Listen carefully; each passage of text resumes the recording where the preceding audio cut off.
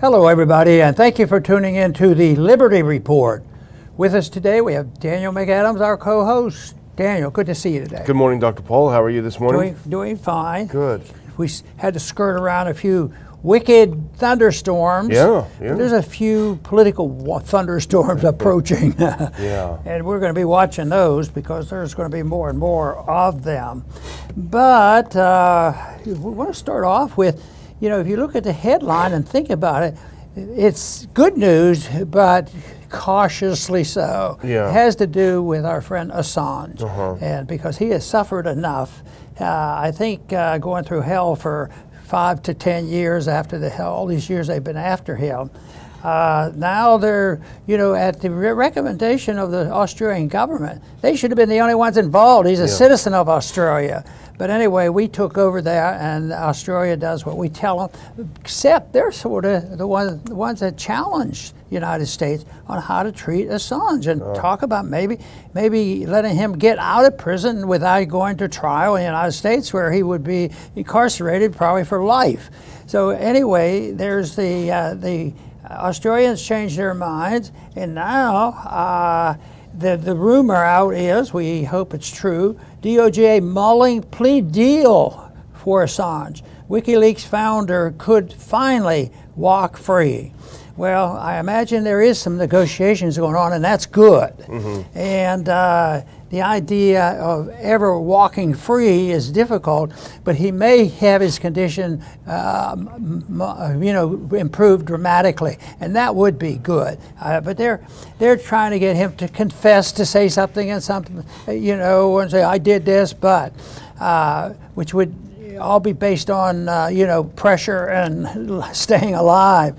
So he's in a terrible predicament, but I would think I'd have to be very sympathetic to anything that would make a person more free than he had been in the past and living in a dungeon. So if that's what's happening, but maybe this is an opening, and I hope the American people wake up, hear about this, and tell their congressmen that they need to support it, because there is legislation that they could support to support Assange. Yeah, let's put it up. The Wall Street Journal came out with this yesterday, and it was kind of a surprise to a lot of people. Julian Assange, Justice Department exploring guilty plea to end 14-year legal drama. 14-year legal drama. What was his crime? He was doing journalism. It really does show you what happens when you cross the deep state. They come after you. They released, as soon as they released those CIA documents, that was it. Pompeo plotting to kill him. A real disaster. But let's go to this next one. The Wall Street Journal yesterday said that the U.S. Justice Department is considering whether to allow Julian Assange to plead guilty to a reduced charge of mishandling classified information, according to people familiar with the matter, opening the possibility of a deal that would end a lengthy legal saga triggered by one of the biggest classified intelligence leaks in American history. So this is what you were referring to. And now his attorney, I don't know if I have it on a clip, his attorney said that denied that there was negotiations about this. So we don't know. Maybe they're just too sensitive. But the question you bring up is, would you take the plea deal to plead guilty to a reduced charge of mishandling classified information? There are a lot of implications to that. Yes, and the temptation for a principled person who has a long time suffered to say enough is enough, and others would say, oh no, be crucified and stick to your guns and live with it. But I mentioned to you that with thinking about it, but it's hard to make a decision when you're not the person in it. Yeah. But I would be sympathetic, and the analogy I use is, I have voted for an income tax. If you take an income tax, or I described supporting an income tax, if it's $100 for something on an income tax, and they're going to reduce it to $50, I'm going to vote for it because I would see the reduction of the income tax. So if they're going to dramatically reduce the sentence that is illegal and wrong, I think that point has been made, should be made, and continue to be made. But I think it would be pretty hard, to not take this, if this is true. Yeah. But there are others that would say, Ron, you're weakening. You should stick to the principle. But I think for me, it would be realistic that if I think, because I've had to deal with people and ideas and consequences, that my rule was, are you nudging it toward less government and more freedom? You have to take it, because you can't wait until they deliver to us perfect freedom. Yeah. You know, in the broad sense. So this would be a good step for him, I believe. Let's just hope in the next few days we'll find out what's really going on. Yeah, I mean, for me, I just look at Stella and the two boys, you know, and it would be hard to resist that deal if it ever is made. Yeah. But the idea of, you know, I don't see how you can be accused of mishandling classified information when you don't have a security clearance. You haven't signed an agreement with the government to keep information classified.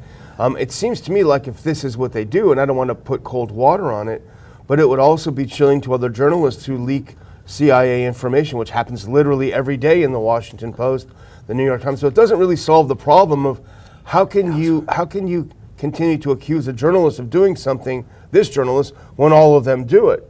So it's a tough. Well, I think it was Ellsworth, back in the 70s or 60s, and that went with the New York Times. The New York Times released it, and they won the case, but with a lot of struggle and a lot of imperfections. But they literally won that case. That the New York Times was a journalist and could do what they did. But right now, this whole thing has been going on all this time, and they assume that they have absolute proof that Wikileaks is a journalist outfit, and Assange was not a journalist. But they're going to regulate him anyway. So it's a tragic. What's happened already is tragic. Even though there might be some improvement here in the next month or year, it's still tragic what they put him through, because. Like many people make the point, if they can do it for one high-profile person, it's happening already for other people. Other people. And our system is a rotten political, judicial system, and a lot of the activity goes on when the people say, "Oh, those radicals say, it looks like the Democrat Party has taken over the judicial system," and I think, well. How do you know they haven't? It sounds to me like they have. And but that's what they want to do, is write you off as a radical. But no, I don't think many people in this country, and I think the polling has already showed that there's not much trust in our judicial system. I wonder why. Which is terrible. We'll go to the next one. This is just, you mentioned this in your opener, but let's just go through this. And we actually did a show on it. In February of this year, Assange's cause received a big boost when his native Australia issued a formal request to the US and UK that charges against Assange be dropped. The motion, adopted by Australian Parliament at the time, emphasized, quote, the importance of the US and UK and USA bringing the matter to a close so that Mr. Assange can return home to his family in Australia. That was good news, and we were hoping at the time that our administration would listen, and they didn't. To finalize this, let's go to the next clip, because this is a little bit more info from the Wall Street Journal. The discussions remain in flux, and the talks could fizzle. That's a danger. Any deal would require the approval of the highest levels of the Justice Department. Barry Pollock, a lawyer for Assange, said he had been given no indication that the department will take a deal. Justice Department spokesman declined to comment. The report details if prosecutors allow Assange to plead to a U.S. charge of mishandling classified documents, something his lawyers have floated as a possibility, it would be a misdemeanor offense. And I just read that long part to get to the end. So that would be a huge reduction if he's only charged with a misdemeanor. But see, the door is open now, and there needs to be an expression of public support for Assange, because that's what they do listen to, and that's what they're responding to already, if this story is even half true. That people in higher places, like in Australia, are starting to talk differently. There's a little more conversation in the Congress, and it has to be a political issue, and hopefully this becomes, an issue that makes a difference in the fall. And, you know, the people who didn't care and they don't understand, but if they understand politics and, hey, there's a lot of people out there that think that he's been mistreated, they'll join us. Yeah. Maybe for the wrong reason, but getting the right results is all that we need right now. We need people to stand behind Assange and stand behind the First Amendment is what we're doing. Yeah, absolutely. Well, let's move on, because the next story is probably one of the craziest stories I've ever heard. You sent it over, as it was yesterday or this morning, or yesterday, and I couldn't believe it, from Zero Hedge. Put it on the next one up. So I won't read the first word. Vigilantes show up to evict squatters at New York house where a homeowner was arrested. And that title is a lot to chew on, but essentially what it is a guy inherited a house from his mother, and in the meantime, he was getting ready to put it on the market. Squatters moved in and started living there. And so he said, well, this is crazy. Went to change the locks. When he changed the locks, they arrested him. They arrested the guy that owned it, not the guy that was the people that were squatting. That's what happens when you defend your house or yourself with a gun. You get arrested. And the criminal goes off and it may be a slap on the wrist. But I think this is this we can be hopeful and try to rationalize and say, well, this is just a bunch of clowns. It's New York. What else would you expect? And everybody's leaving New York. Keep leaving and teach them a lesson. And also, it's not the Supreme Court. I would hope there would be a more decent discussion and a result from this if it had to go to the Supreme Court. And so this is, but it's a big issue. What's good is if this would never make the news, that would be bad. But there's a lot of cases like this that probably never make the news. And that's what's the problem. That's just only encouraging them. We don't hear about it. That's why people need to know about it. And in this short day or so, in me talking to people who aren't very political about this, it was on the regular news, and they heard that, and they said, that can't be true. Well, there's a lot of things that can't be true that are. I didn't believe it was true either, but here's actually a tweet that was linked to that, and this tells you this in New York City. If you put that next one on, the New York City homeowner gets arrested after changing the locks on her own home after it got taken over by squatters. This is Colin Rugg tweeting out, never do business in New York. And I didn't know this, Dr. Paul. In New York City, anyone can simply claim squatters' rights after 30 days of living in a home, which isn't even enough time for the city to do their investigation, their work, and their job, according to homeowner Adele Andaloro. When the 30-day mark comes, it's illegal to change the locks, remove the tenants, or turn off the utilities. The bogus law means practically anyone can squat in a home, and there's nothing the homeowner can do about it. During the news segment, Andaloro was arrested for unlawful eviction and taken away in handcuffs. Absolute insanity. But you got to be careful. What they'll say is, we're just protecting people's rights. They call it squatters' rights. The squatters' rights cancels out the whole concept of hundreds of years and maybe thousands of years of the recognition of property ownership. Property ownership has been around for a long, long time. I think the Ten Commandments says something about property. You're not supposed to steal and do all that sort of thing. But and even before that time, there was a recognition of property. But no, this is not the owner of property. These are squatters' rights. But as long as they say rights, and think how many times the far left use the word rights, in terms of just using authoritarian principles. They're always giving somebody some rights, but they never talk about at whose expense. It's just crazy. And if you look at the article, the people who are living there, they're shameless. They're looking out the window. I couldn't imagine such a thing. So, well, I want to mention one thing, because you mentioned a word that I like to discuss, and that's shame. And they are shameless. And that to me is an indication that they don't have a conscience. They don't have any understanding of a higher principle, what is right and wrong, and telling the truth.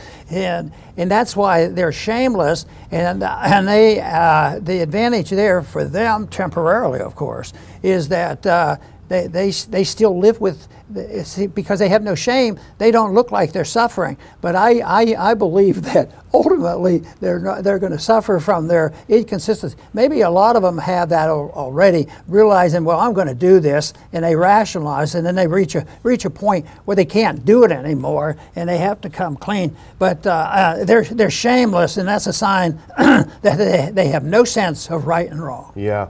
And this isn't a little shock. I mean, this is worth $1 million. Imagine you inherit $1 million house from your mom. You're like, oh, good, finally, I'm not off to work, and then you can't kick the people. Yeah, you know, that would be a tragedy in itself. But then to say that you're the one that did something wrong. Yeah, I'm defending my house. Yeah, you're going to jail. Well, I'm afraid we're not done with the outrages of the day, Dr. Paul. Our last story for the day is disturbing. I hope it's not true. I fear that it is, but I hope it's not. Put the next one up. This is from Semaphore. This is a new alternative media journal founded by all mainstream media people. So with that said, I would say take it with a grain of salt. But they reported on March 19th, the senators who could fill Trump's national security cabinet. And it immediately caught my attention because it shows Senator Cotton on the cover. The picture accompanying the article. Go to the next clip. This is truly disturbing. Donald Trump is eyeing 3 Republican senators, Bill Hagerty, Tom Cotton, and Marco Rubio, for key national security posts if he wins the White House in November, people close to the Trump campaign told Semaphore. The conservative lawmakers are all prominent hawks on China and Iran and supporters of increased U.S. spending on defense and border security. Trump sees the politicians as potentially partnering with cabinet members and advisors from his first term to create a more unified national security team from day one, the people said. Now, the only thing I would say, to me, this sounds like the neocons are trying to imagine something into place and having it happen. But that said, it could be.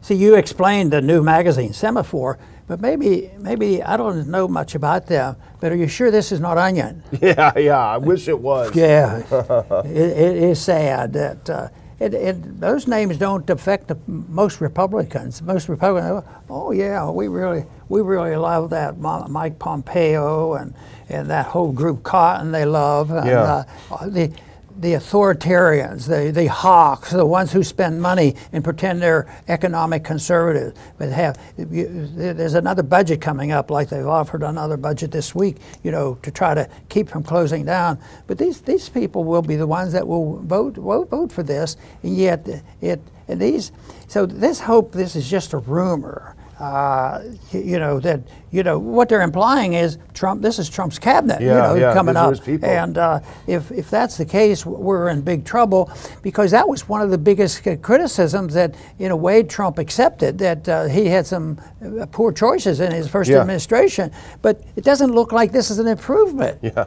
No, on the contrary. In fact, it even gets worse. And you mentioned another name. Go to the next one. Among the first-term confidants that Trump is expected to consider for top jobs, former Secretary of State Mike Pompeo. Pompeo himself is going to go back. John Radcliffe, one-time congressman who served as Director of National Intelligence, super neocon, and former National Security Advisor Robert O'Brien. Now, he's the guy that kept running interference and prevented our friend Doug McGregor from putting out a plan to get out of Syria and Afghanistan. Super neocon, super hateful guy. They also talk about Fred Fleitz, who's always around town, neocon. And I think, the people that wrote this are well-connected people, and I think they're putting this out because they want the rest of us to look and say, oh, these people have a lot of experience. They're very experienced in foreign policy and national security. But if you look at their experience, everything they've done is wrong. I'm going to have to talk to a senator that I know pretty well, because he was annoyed because the rumors were flying, and there was a candidate doing quite well. Her name was Nikki. Yeah. And he took a stand, and it wasn't a wish-washer stand. Yeah. He says, if she comes near this, I will not support her ever. Yeah. And if somebody puts them in their administration, I will not support them. So he he drew a red line. I'll Yeah. bet you people believe he was going to Yeah. stick to it. Yeah. And fortunately, she sort of faded, and he gets a little bit of credit on that one. But you never know. I mean, with Trump, she could be back, and I don't know. I don't follow it very closely. I haven't seen a Rand endorsement of Trump, so maybe he's still keeping his powder dry, which is probably a smart move. Well, if you think back how we got our current vice president, Yeah. you know, she came in the last, and she was out of the race for president in the very early election, a month. Nobody voted for her. So she was tossed out. So what did Biden do? She fit the category. She fit some categories description. Has nothing to do with what she believed in. Nothing to check out about, is she really a constitutionalist? But you know what? I don't think she ever recovered because, you know, even though they put her in there and they say, well, she helped Trump, she helped Biden win the election. But who knows about that? Who knows? There may have been a third party in the election involved in that. Yeah, absolutely. But that's a shame. And I think that's what, in a way, you could almost think about Nikki, and you guarded against assuming, oh, they've lost out and they're done. But no. Some of the people that look like they lose by the public, and they don't, you think, well, that isn't even good politics, but they do it and they get away with it because they have a lot of people that can manufacture a lot of disingenuous propaganda. Yeah. This looks to me like Trump has learned nothing if this is the case, and I hope these guys are wrong, but it'll look like he's learned nothing. If you go to the next clip, and I highlighted this is horrible. Rubio, who serves as vice chairman of the Senate Intelligence Committee, could be a fit to head the CIA. Putting little Marco Rubio as the head of the CIA would be astounding. I mean, this is the old guard of the Republican Party that people are sick of. This is the Mitch McConnell wing of the party that people are sick of. The younger members of the party that we talk about a lot, Thomas Massey, people like him who don't buy into this. I mean, yeah.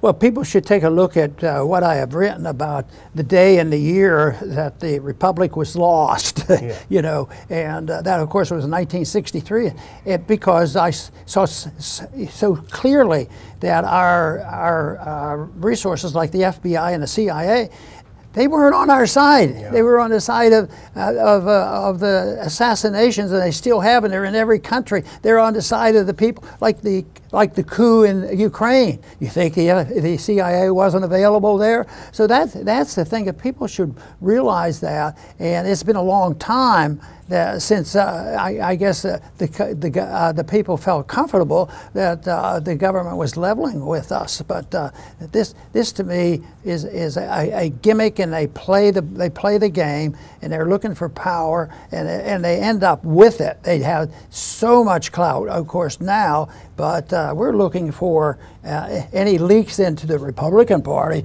It looks like, unfortunately, that my assumption that there's not a whole lot different on the big issues between the two parties. Yeah. And if they put the same people in, and there's a Republican and a Democrat, there's really no change, because it's those people. You know, the truth is, a president, no matter how dedicated he was, he better have a good staff, because you know, there's too much to be personally involved in, personally making these decisions, because it's too big. And that's the strongest argument for shrinking government, so you can control it and understand what it is and afford it. You know, the last thing I would say about this, it's the thing that's so annoying about it is people like Pompeo and little Marco Rubio, they're considered experts. These guys are the experts. But again, as I said, everything they've endorsed has been wrong, has gone terribly badly. You know, they want to go to war with China. We can't even beat the Houthis, right? In Yemen, they want to go to war with China and with Iran. I mean, it's just, they are absolute and utter failures in everything they do. And for Trump to reward them with positions. Well, there's one position that has been adopted by both parties that I could talk for a long time, but I don't think under the conditions of today we can convert them. And that is the rejection of free trade, which is something that took years to develop and understand, even though the founders understood that. You didn't do those kind of things. But now it's it's both sides. How are we going to punish sanctions? And then you have these guys running the DOD. One group will come on with the sanctions, the next group will come on with the bombs. Yeah, exactly. And the next group will be coming the draft because everybody needs foot soldiers. Yeah. But one of those days, we're going to go broke and we won't be able to afford it. Yeah, yeah, and it won't be funny. Well, anyway, we'll keep an eye on it. I hope these guys are totally wrong. I hope he finds good people. If he wins, you know, we never know. But I'm going to sign off and thank everyone for watching the show. Please go to ronpaulinstitute.org and subscribe to updates for the Ron Paul Institute. And please hit like on the show today, and please follow us on whatever platform you're seeing this right now so that we can continue to grow the show. Thanks very much, and over to you, Dr. Paul. Very good. You know, we talked about a lot of things today, and I mentioned the principles of liberty and independence and our Constitution. But today we mentioned something directly related to the definition of rights, and it's an outrage which I think will get an audience out there. Oh, I don't believe this. This hasn't gone that far. And that's squatters' rights. That all they have to do, oh, an empty house, let's move in. And guess what? Sometimes it's an illegal alien that comes in, and they go in and they either tear up the house or assume that it's theirs. And there's no recourse. In New York, it's so bad that they really have the upper hand legally.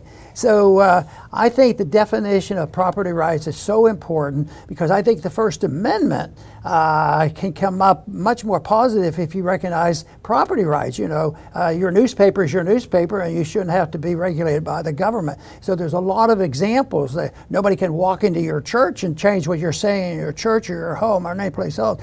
So property rights are very important, and I think this whole idea of squatters' rights, hopefully it serves a purpose of waking some people up and deciding that maybe private property ownership is very, very important in a free society. I want to thank everybody for tuning in today to the Liberty Report. Please come back soon.